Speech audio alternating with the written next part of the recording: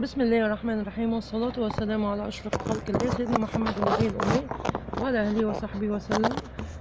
أنا طبعا زي ما انتم شايفين أنا في الهرم، في شقتي اللي في الهرم. فللأسف الشديد حصل جريمة قتل. شاب قتل أمه وأخوه وحاول إن هو كان معاه سكينة وحاول إن هو يقتل زوج أخته. أي حد كان قدامه بيضربه بالطعنات، لأن هو حصل مشادة بينه وبين أخته للأسف الشديد. جريت الأخت والأم حاولت تحوش عنها، ضرب أمه بالسكينة وضرب أخوه بالسكينة، موتهم الاتنين، موت الأم وموت الأخ، وطعن زوج أخته للأسف الشديد. ربنا يستر. والبنت جريت ونزلت تحت في الشارع، وهما يعني في تحت مطعم أو حاجة.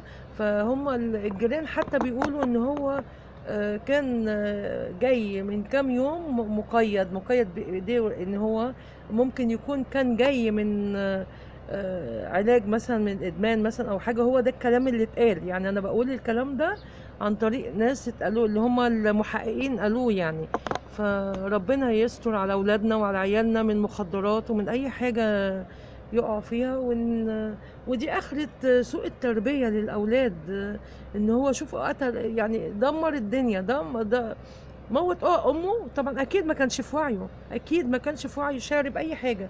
وجات الشرطه ويعني مسكوه كده ومشي معاهم عادي، وكان بيشرب سيجاره. هو ده الكلام اللي اتقال، انا ما بجيبش حاجه من عندي. وعادي وركب معاهم ومشي، كان معاه السكينه ودخلوا عليه الاوضه وكده وخدوه. وهي دي النهايه، هي دي النهايه سوء التربيه.